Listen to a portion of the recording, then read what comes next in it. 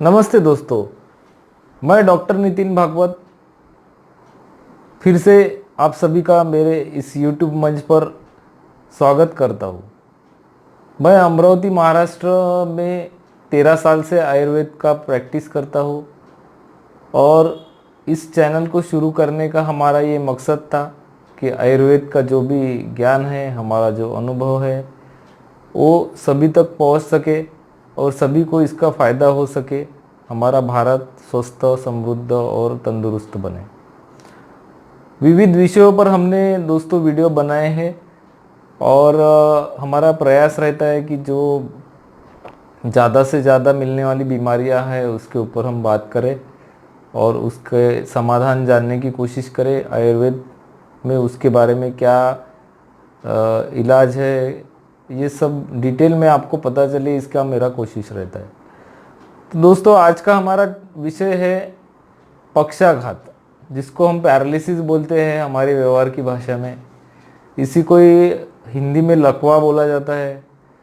और ये लकवा बीमारी कैसी होती है आप सभी को पता है। जिसके घर में लकवा का पेशेंट रहता है वो घर वाले बेचारे किस मुसीबत से जाते हैं और उनमें उनको क्या परेशानी होती है, ये जिनके घर पे पेशेंट रहता है उन्हीं को पता रहता है। तो इस वजह से हमने सोचा है कि आज का जो वीडियो है इसमें लकवा के बारे में, पैरालिसिस के बारे में हमको सविस्तर जानना है। दोस्तों, जब भी पैरालिसिस होता है तो हम जनरली एलोपैथी में या फिर बड़े हॉस्पिटल में पेशेंट को एडमिट करते हैं। फिर वहाँ पर उनका ट्रीटमेंट चालू होता है और बाद में फिर वो पेशेंट कुछ दिनों के बाद, कुछ महीनों के बाद वो आयुर्वेद की तरफ आता है। लेकिन कई बार मैंने ऐसा भी देखा है मेरे प्रैक्टिस में कि लोग सालों साल तक एलोपैथी की दवाई लकवा के लिए खाते रहते हैं। तो उनको मेरा ये निवेदन है, मेरा ये बोलना है, मेरा ये रिक्वेस्ट है कि दोस्तों, लकवा के लिए एलोपैथिक दवाई सालों साल खाने की कोई आवश्यकता नहीं है। आपको जो इनिशियल उसका जो ट्रीटमेंट रहता है, एक महीने का बोलो, 15 दिन का बोलो, जो इमरजेंसी ट्रीटमेंट है वो आपका एक बार हो गया कि बाद में आपको उसको एलोपैथी का उसमें कोई रोल नहीं रहता है। फिर उसको आप आयुर्वेद को बहुत अच्छी तरह से टैकल कर सकते। ये मेरा अनुभव है। तो और हमारा ये भी अनुभव है इस बीमारी के अंदर कि अगर पेशेंट जितना जल्दी हमारे पास आता है उतना वो रिकवर होने के चांसेस बहुत ज़्यादा रहते हैं।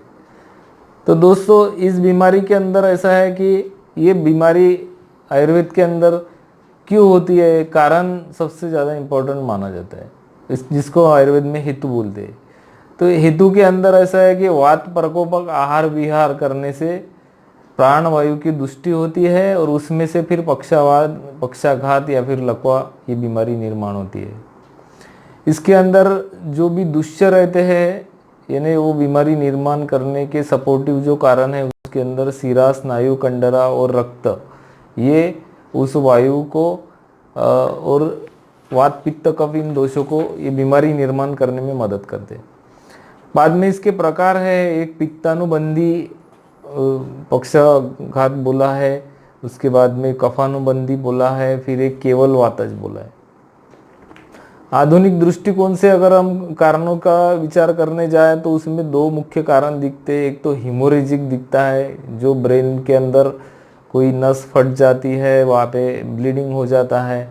दूसरे प्रकार में दिखता है इन्फेक्शन, मतलब कोई वहाँ पे जो ब्लड सप्लाई है ब्रेन के एक पर्टिकुलर पार्ट को, अगर ब्लड सप्लाई बंद हो जाता है या फिर कम हो जाता है तो वो एक कारण हमको मिलता है। जनरली सीटी स्कैन करने पर या फिर एमआरआई करने पर ये हमको उसमें दिख जाता है। उसके बाद में प्रोग्नोसिस जो है, जिसको साध्यता बोलते हैं, उसका भी आयुर्वेद में वर्णन आया है कि ये बीमारी ठीक होती है कि नहीं होती है, कौन सा प्रकार ठीक होने वाला है। तो उसमें ऐसा है कि जो ये बीमारी जो है वो कष्ट साध्य बोला है। दोस्तों, हम देखते हैं कि ये पेशेंट जल्दी ठीक नहीं होता है क्योंकि वो उसका जो प्रोग्नोसिस है वही कष्ट साध्य बोला गया है। उसमें भी जो केवल वातज जो प्रकार रहता है वो तो कृच्छतम बोला है, मतलब वो कष्ट साध्य से भी ज़्यादा कष्ट साध्य रहता है। तो इसमें दोस्तों चिकित्सा सूत्र जो बताया है वो आयुर्वेद के अंदर बहुत बढ़िया इसका चिकित्सा सूत्र बताया है तो उसको अगर कोई भी पेशेंट अगर फॉलो करता है, कोई भी डॉक्टर फॉलो करता है, तो ये पेशेंट रिकवर होने के चांसेस बहुत ज़्यादा बढ़ जाते हैं। इसमें एक ही श्लोक में उसका ट्रीटमेंट बता दिया है आचार्यों ने आयुर्वेद के अंदर, स्नेहनम स्वेदनम स्नेह संयुक्तम पक्षाघाते विरेचनम। तो दोस्तों इस पेशेंट को स्वेदन करना है, मतलब उसको जो हम उसको जिसको भाप बोलते हैं या फिर जिसको स्टीम बोलते हैं या फिर उसको सेक देना बोलते हैं, ये सेक देना। उसके बाद में स्नेह संयुक्तम पक्षाघाते विरेचनम, स्नेहन और स्वेदन करना है इस पेशेंट को, मतलब तेल लगा के मालिश करना है और उसको वाप देना है या फिर उसको सेक देना है और उसको स्नेह युक्त विरेचन देना है। अब देखो दोस्तों, पक्षाघाते विरेचनम ये बहुत आयुर्वेद के अंदर फेमस वाक्य बोला जाता है, क्योंकि इसमें इसके अंदर मुख्य जो चिकित्सा है वो विरेचन बताई है। अब हमने ऐसे बहुत सारे पेशेंट लोगों के ऊपर ये चिकित्सा का उपयोग किया है और उसके बहुत अच्छे परिणाम हमको आए हैं। तो ये कैसे काम करता है? विरेचन मतलब क्या होता है कि वो पेशेंट को ऐसी दवाई देना कि उससे उसका पेट साफ हो जाए। पेट जैसे अच्छे से साफ होना शुरू हो जाएगा तो उसका बीमारी धीरे धीरे कम होना शुरू हो जाता है। इसमें क्या होता है कि प्राणवायु की दुष्टि रहती है, प्राणवायु की जो प्राकृत गति बोली गई है वो अनुलोम गति बोली गई है, मतलब वो यहाँ से हम लेते हैं तो वो नीचे को जाता है। लेकिन इसमें क्या हो जाता है इस बीमारी में कि प्राणवायु जो है वो प्रतिलोम हो जाता है, और वो प्रतिलोम प्राणवायु को अनुलोम करने के लिए विरेचन चिकित्सा आयुर्वेद के अंदर बोली गई है। अब उसमें ऐसा है कि विरेचन के दो फायदे होते हैं, एक तो प्राणवायु भी अनुलोम होता है और दूसरा इसमें जो सीरा कंडरा की जो दुष्टि होती है, तो सीरा कंडरा की जो दुष्टि होती है वो भी इससे कम हो जाती है, क्योंकि विरेचन जो चिकित्सा है ये पित्त का उपक्रम बोला है और रक्त और पित्त का आश्रय भाव रहता है। पित्त का जब विरेचन होता है तो रक्त भी शुद्ध बनता है और रक्त शुद्ध बनता है तो सिरा और कंडरा भी उसमें से अच्छी क्वालिटी की तैयार होती है और सिरा और कंडरा की दुष्टि भी इससे कम हो जाती है। तो ये इस लॉजिक से ये रक्त जो विरेचन है इसमें अच्छा काम करता है। इसमें रक्त दुष्टि का उपशम होता है और उसमें से उसका उपधातु जो है सिरा कंडरा वो अच्छी तरीके से तैयार होने की वजह से और उसमें जल्दी से रिजल्ट हमको देखने को मिलता है। इसमें सिरा कंडरा की दुष्टि रहती है। अब विरेचन के वजह से वात प्रकोप ना हो, अब देखिए विरेचन के लिए बहुत सारे लोग बहुत सारे चूर्ण लेते हैं, कोई पेट सपा लेता है, कोई कायम चूर्ण लेता है, कोई धोती योग लेता है, लेकिन उसमें क्या होता है कि उससे भी वात प्रकोप होने के चांसेस रहते हैं। उसमें अगर इरिटेंट और वात बढ़ाने वाले अगर द्रव्य रहते हैं, जैसे उसमें सनाय वगैरह बहुत सारे चूर्णों में आता है, तो उससे भी वात प्रकोप बढ़ने की चांसेस रहते हैं। उसके वजह से आचार्यों ने बोला है कि इसके अंदर स्निग्ध विरेचन देना चाहिए। स्निग्ध विरेचन में क्या आता है कि एरंड तेल जो बोला गया है, जो एरंड का सरसों का नहीं अरंडी का जो बीज रहता है उसका जो तेल निकलता है हम सभी को पता है, तो उसका जो तेल बोला है वो इसमें बहुत ज़्यादा उपयोगी पड़ता है।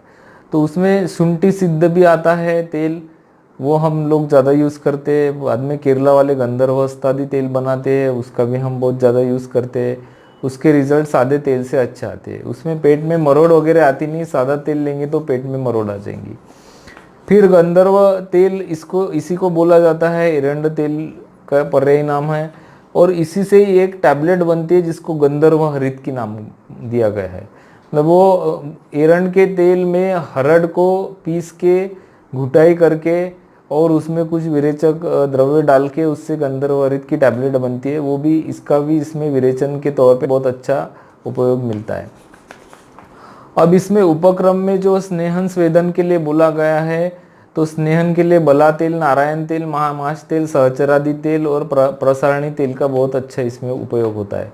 स्वेदन के लिए बाष्प स्वेद, उसमें निर्गुंडी, दशमूल, एरंड मूल डालकर हम अगर उसकी वाप देते हैं तो उससे इसमें बहुत ज़्यादा फायदा हो जाता है। अब अगर वो पित्तानुबंधी अगर ये रहेगा पक्षाघात, यानी उसमें अगर वो पार्ट में जलन है या फिर उसमें वो पार्ट लाल हो गया है या फिर उसमें बहुत ज़्यादा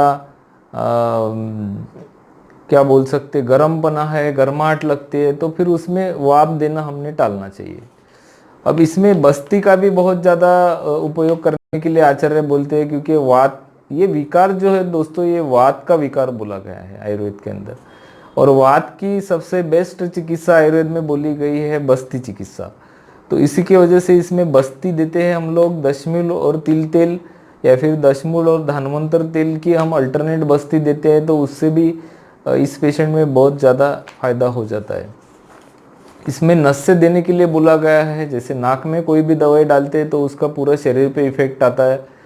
अब ये नस्से पे अगर मैं बोलने जाऊँ तो बहुत टाइम चला जाएगा, लेकिन मैं इतना ही बोलता हूँ कि वो डायरेक्ट ब्रेन में पहुँचता है मेडिसिन, और वो पूरे शरीर के अंदर जो भी कमजोरी आ गई है, जिस हाथ में पैर में किसी को बोलने में भी कमजोरी होती है, चेहरा टेढ़ा हो जाता है, ठीक से शब्द नहीं निकलते हैं, तो उस केस में अनु तेल या फिर षडबिंदु तेल का नस्से देने से इंद्रियों का बल बढ़ता है और उस डिसीज में बहुत ज़्यादा फायदा दिखने में आता है।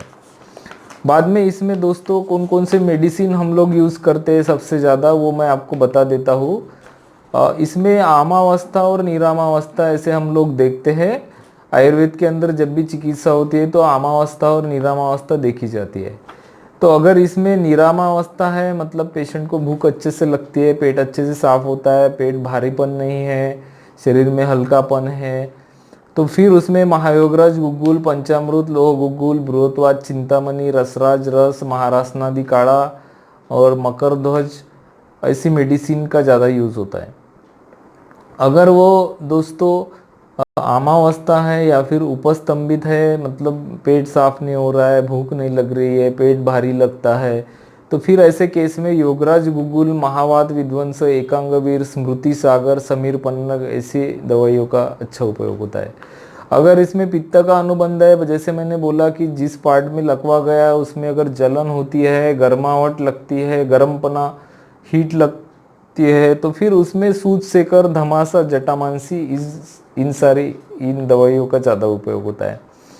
अगर कफानुबंध उसमें है, ज़्यादा कफ का हमको अगर उसमें प्रादुर्भाव दिख रहा है वात के साथ में हेल्प करने के लिए, तो फिर उसमें भल्ला तक जिसको बोलते हैं, जिसको बीबा बोलते हैं, हमारे महाराष्ट्र में उसको बीबा बोला जाता है, तो फिर वो बीबा की मेडिसिन या फिर भल्ला तक की मेडिसिन बहुत सारी मार्केट में मिलती है। और समीर पन्नग रस एक नाम की दवाई मिलती है, उसका कफानुबंदी पक्षाघात में बहुत ज़्यादा उपयोग होता है। अब इसमें दोस्तों क्या खाना क्या नहीं खाना, ये भी बहुत इंपॉर्टेंट पार्ट है, जिसको पथ्य पानी बोला गया है आयुर्वेद के अंदर। तो इसमें लघु यानी हल्का, उष्ण यानी गर्म, स्निग्ध आपको पता है, स्निग्ध यानी घी या फिर तेल हो गया, चावल, चपाती, भाकरी, उड़द की दाल का वरण, घी, दूध, फल वाली सब्जियां देना है दोस्तों इनको। बाद में पाले भाजी, मीठा वाला छाछ, गर्म पानी, मीठे वाले फल, और कुल्थी नाम का एक जो धान्य आता है जो उड़द के जैसा रहता है, वो कुल्थी इसमें देने के लिए बोला है। अब इसमें दोस्तों अपत्य क्या है, मतलब क्या नहीं देना चाहिए इस पेशेंट को, इसकी बीमारी ना बढ़े, ये जल्दी से ठीक हो जाए, इसके वजह से खाने का भी उसके ऊपर उस बीमारी में दोस्तों ठीक करने में बहुत बड़ा रोल रहता है। तो आयुर्वेद में ये बातें बहुत इंपॉर्टेंट है। तो अपत्य यानी उसको क्या नहीं देना चाहिए, तो दाल, कोई भी प्रकार की दाल दोस्तों उनको नहीं देना चाहिए, उड़द की दाल छोड़ के या कुल्थी छोड़ के।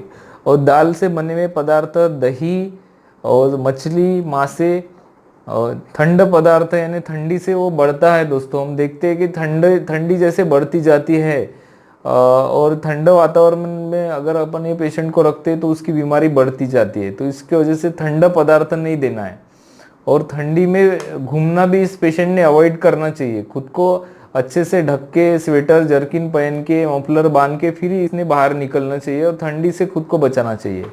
अब इसमें ऐसा है दोस्तों कि ये बीमारी जो है वो बार बार होने के भी चांसेस रहते हैं, अगर इसका रूट कॉज हम लोग ट्रीट नहीं करते, अगर पेट उसका अच्छा नहीं करते, तो फिर ये बीमारी बार बार होती है, ऐसा बोला गया है। ऋतुमान के अनुसार और कुपथ्य अगर वो पेशेंट करता है, मतलब कुछ भी खाना, कभी भी सोना, कैसे भी रहना, तो ये जो है इसका झटका फिर से आता है, और जब ये फिर से आता है तो पहले से ज़्यादा पावरफुल आता है, और 3-4 झटके आने के बाद में एक बड़ा झटका आता है, और कुछ लोग का उसमें डेथ भी हो जाता है।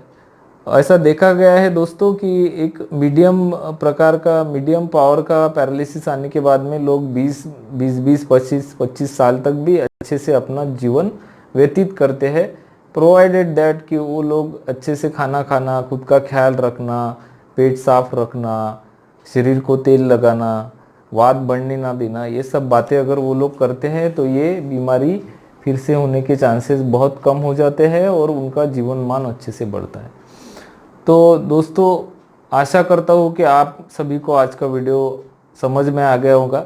आपके परिचय में कोई अगर ऐसे पेशेंट होंगे कि जो पैरालिसिस से बेचारे जूझ रहे हैं, पैरालिसिस से पीड़ित है, तो उन तक ये वीडियो पहुँचाइए ताकि उनको भी इस वीडियो का फ़ायदा हो और आपको भी उसमें से कुछ ना कुछ पुण्य मिल जाएगा। अगर कोई पेशेंट ठीक होता है पैरालिसिस का तो ये बहुत बड़ी बात होती है दोस्तों, और उनके घर वालों को भी काफ़ी उसमें सपोर्ट मिल जाता है।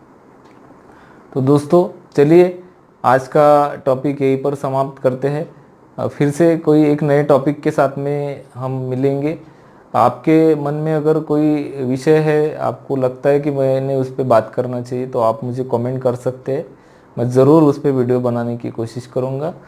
तब तक के लिए अपना ख्याल रखिए। नमस्ते, जय हिंद, जय भारत।